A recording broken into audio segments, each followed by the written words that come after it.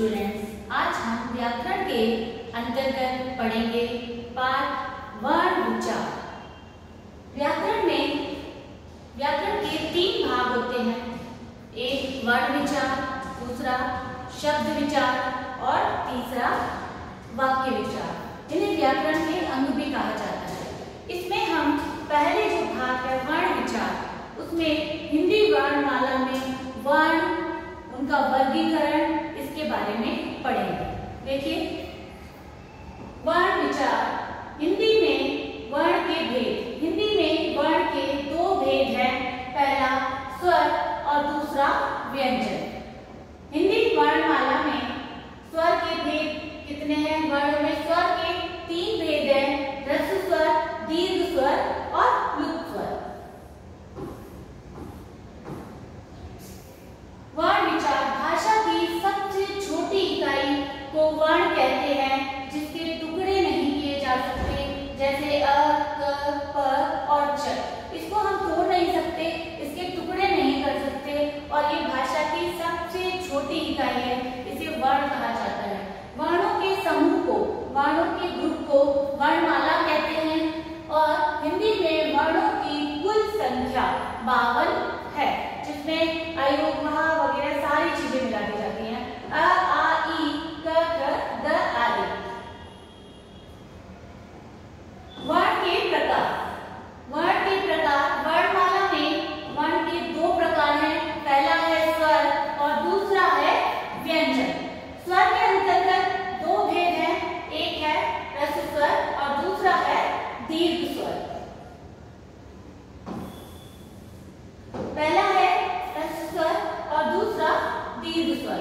ह्रस्व स्वर में ह्रस्व, जैसे कि इसके नाम से पता चलता है, मतलब छोटे स्वर अ, ई, उ और ऋ, ये 4 वर्ण इसमें आते हैं ह्रस्व स्वर में और इन्हें मूल स्वर भी कहा जाता है। नेक्स्ट है दीर्घ स्वर। दीर्घ स्वर 7 है, आ, ई, उ, ए, ऐ, ओ, औ। इसके अलावा दूसरा है व्यंजन। व्यंजन को हमने 5 भागों में विभक्त किया है। वर्णमाला में जो क से लेकर के और जो 5 लाइन होती हैं, क की लाइन, च की लाइन, त की लाइन, त की लाइन और प की लाइन, इन 5 लाइनों को हमने 5 लाइनों को हमने स्पर्श व्यंजन का नाम दिया है। तो इन 5 में टोटल 25 अक्षर हैं और उसके अलावा ड़ और ढ जो है, ये 2 मिलाकर 27 अक्षर स्पर्श व्यंजन कहे जाते हैं, क्योंकि इनका उच्चारण करते समय हमारी जो जीभ है वो हमारे मुख के अंदर अलग अलग भागों में टकराती है, स्पर्श करती है, इसीलिए इनका नाम है स्पर्श व्यंजन। उसके बाद दूसरा है अंतस्थ व्यंजन। अंतस्थ व्यंजन य, र, ल, व। जब हम इनका उच्चारण करते हैं तो हमारी जो आवाज है वो सीधी कंठ से निकलती है, अंदर से निकलती है, गले से निकलती है, अंदर से आवाज निकलती है सीधी, तो य, र, ल, व। तो अंदर से हवा निकलती है, तो इसलिए इनको अंतस्थ व्यंजन कहा गया है। तीसरा है उष्ण व्यंजन श, श, स, ह। इसमें 4 व्यंजन आते हैं, श, श, स, ह, और इन्हें उष्ण क्यों कहा जाता है? जब हम इनका उच्चारण करते हैं तो मुख से जो वायु निकलती है तो वो गर्म वायु निकलती है। उष्ण का मतलब होता है उष्मा। इनके उच्चारण में हमारे मुख से गर्म वायु निकलती है, तो इसीलिए इन्हें उष्ण व्यंजन कहा गया है। आगत वर्ण।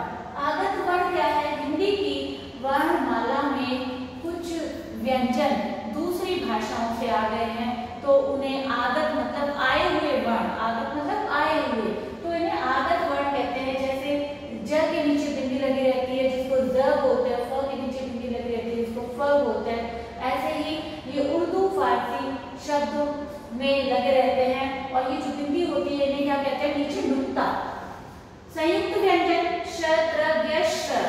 2 व्यंजनों के वर्ण से, 2 व्यंजनों के मेल से, 2 व्यंजनों के मेल से जो व्यंजन बनते हैं उन्हें संयुक्त व्यंजन कहा जाता है।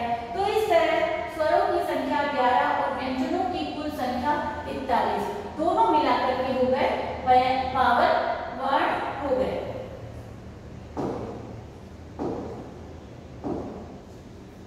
स्वर जो बिना किसी अन्य वर्ण की सहायता के बोले जाते हैं, वे स्वर कहलाते हैं। मतलब स्वरों के उच्चारण में हमें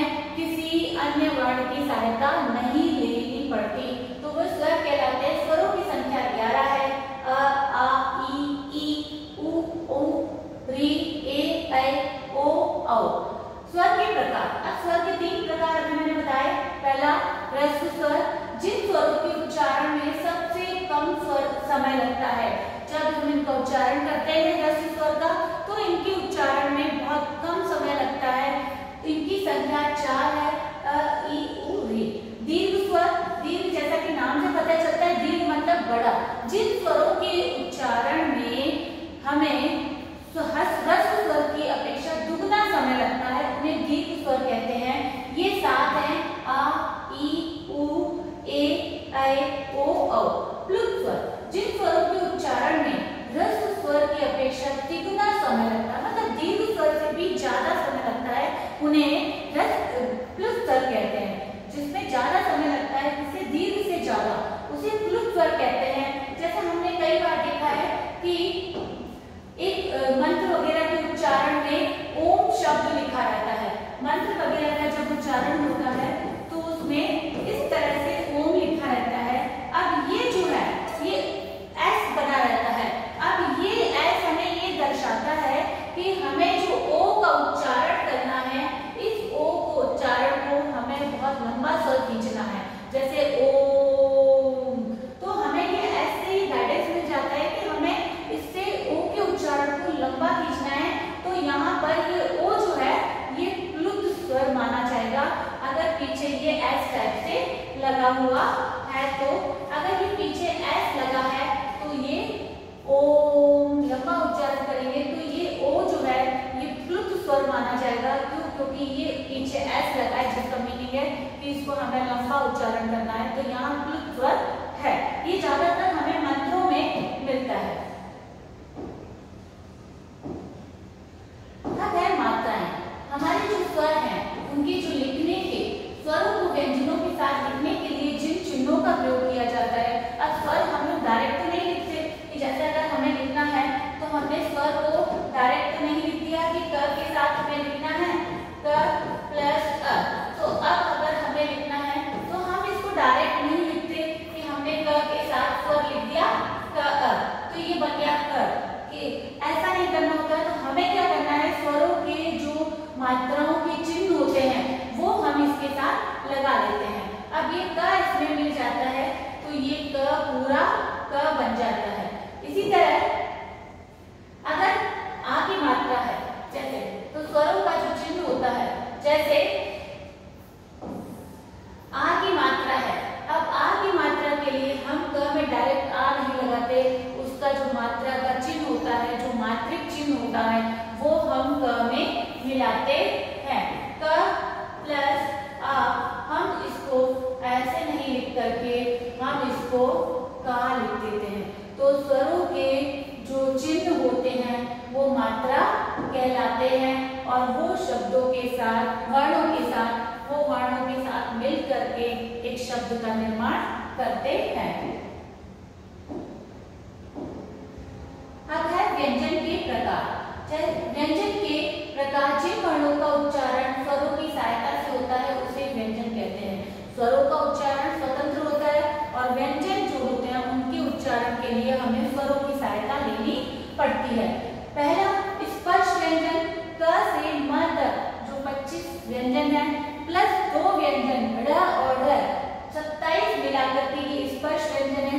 क्योंकि इनके उच्चारण करते समय हमारी जो जीभ है वो मुख में अंदर अलग अलग भागों पर स्पर्श करती है, इसीलिए इन्हें स्पर्श व्यंजन कहा गया है।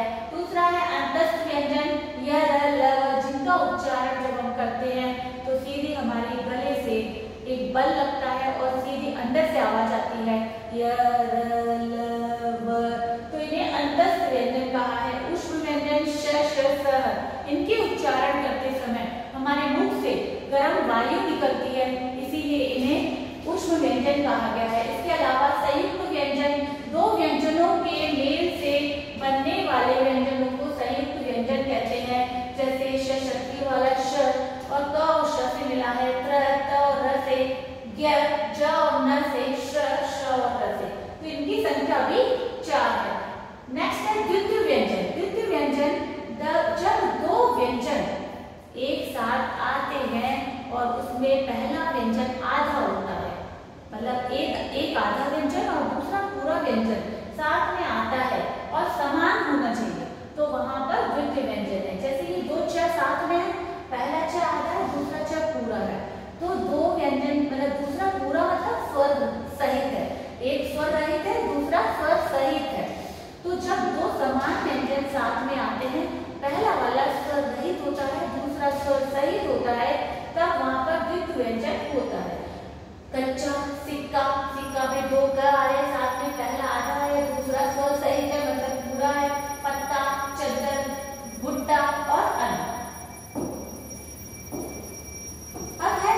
विच्छेद, किसी शब्द को तोड़कर वर्णों को अलग अलग करने की जो प्रक्रिया है उसे वर्ण विच्छेद कहते हैं।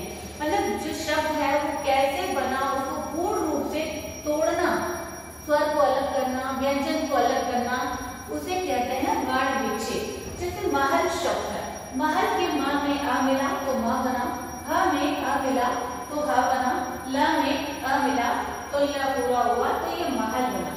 ऐसे ही केला के क में ए की मात्रा है के, ल में आ की है तो ये केला शब्द बना। अब है र के विभिन्न प्रयोग। हमने देखा है कि हम जब भी र लगाते हैं तो आधा र कई बार आगे आता है, कई बार र पीछे आ रहा है, तो हम उस र को नीचे शब्द वर्ण के नीचे पैरों में रखें या हमें उसे ऊपर रखें। तो इसमें कुछ नियम है।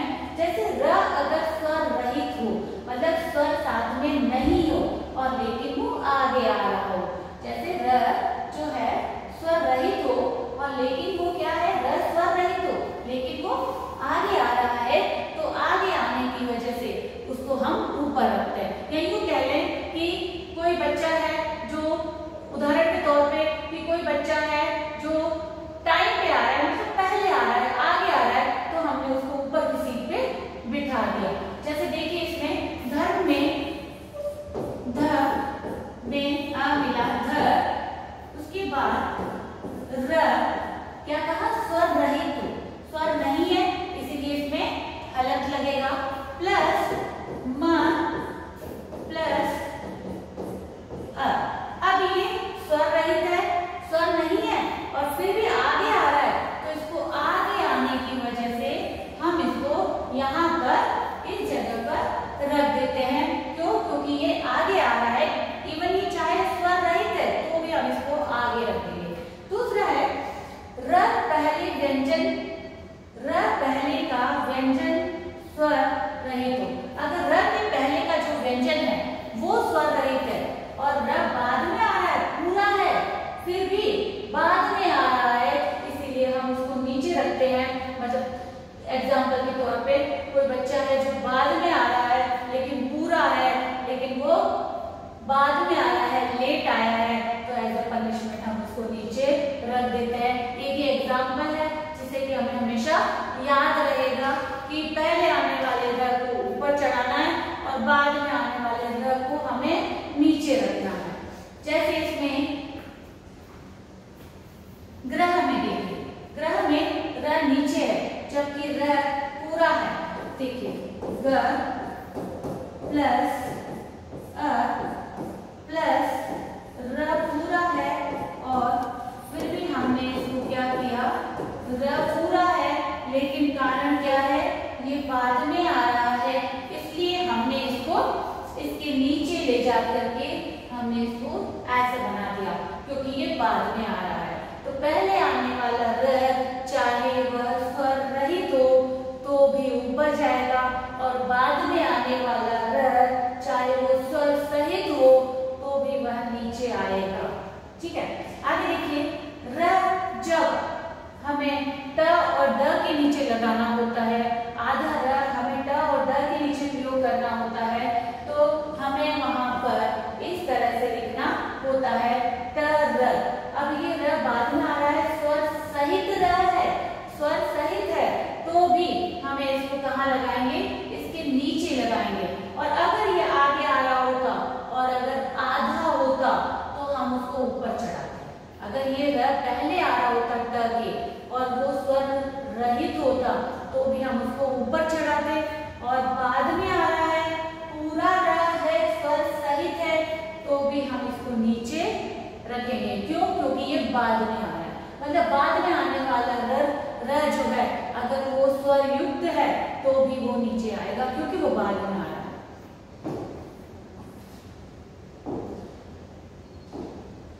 अब है अयोगवाह। अयोगवाह क्या होते हैं? हमारी वर्णमाला में अंग और अह ये क्या है?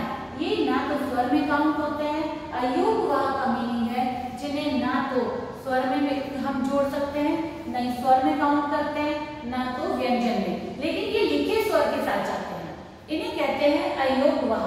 अब अयोगवाह में अंग जो है ये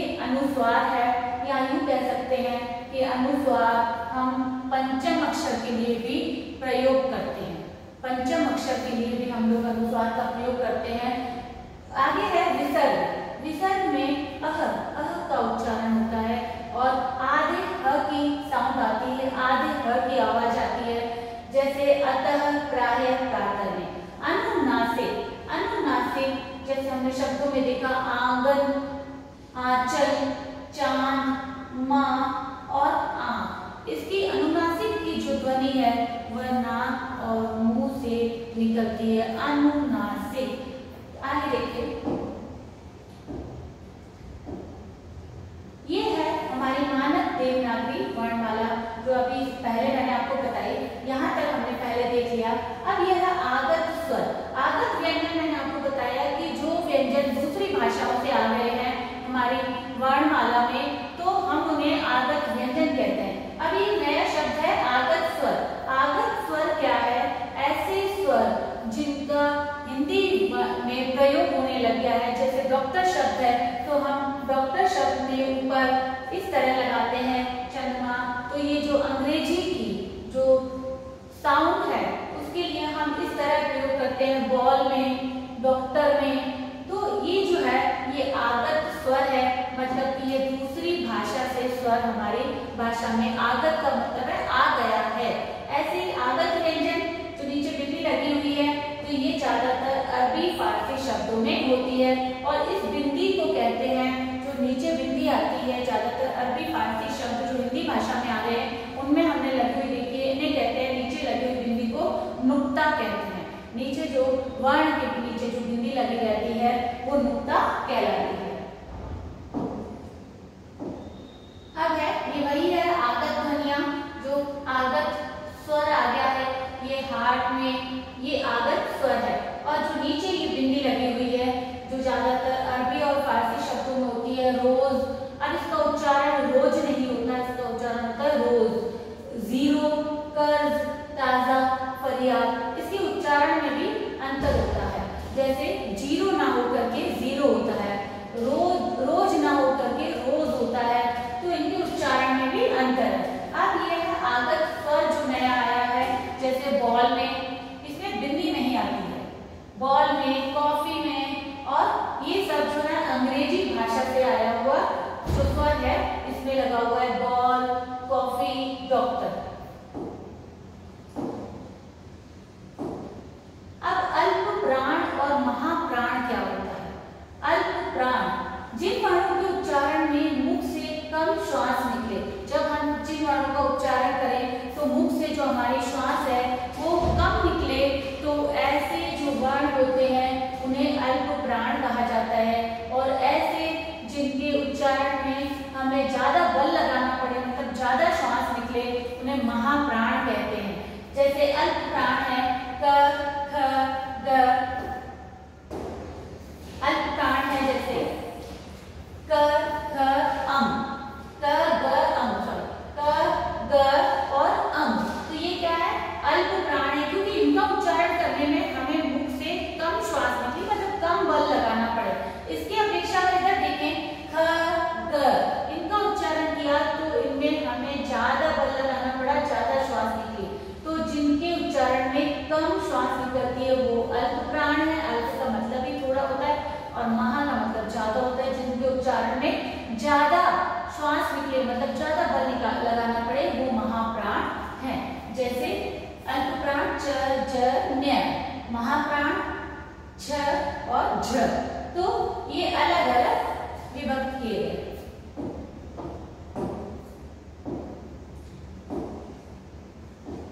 यहाँ हमारा वर्ण विचार जो टॉपिक है वो कंप्लीट होता है। इसको अब आगे इसको कंटिन्यू करते हुए शब्द विचार जो है नेक्स्ट क्लास में हम लोग पढ़ेंगे। थैंक यू, धन्यवाद।